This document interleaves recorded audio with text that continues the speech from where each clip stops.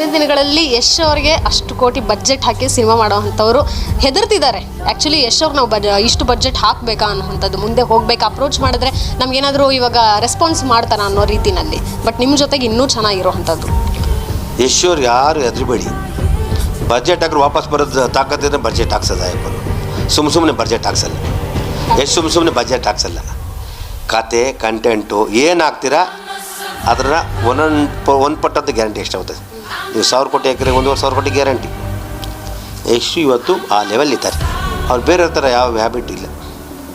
Neat ನಿಮ್ಮ ಆತ್ಮೀಯತೆ ಇನ್ನೂ ಹೆಚ್ಚಾಗ್ತಾ ಇದೆ. ಸೊ ಇಬ್ಬರು ಕೊಲಾಬ್ ಏನಾದರೂ ಮಾಡ್ಬೋದಾ ಮುಂದಿನ ದಿನಗಳಲ್ಲಿ? ಯಶುನ ಕೊಲಾಬ್ ಮಾಡೋ ಶಕ್ತಿ ನನಗಿಲ್ಲ. ದೇವ್ರನ್ನ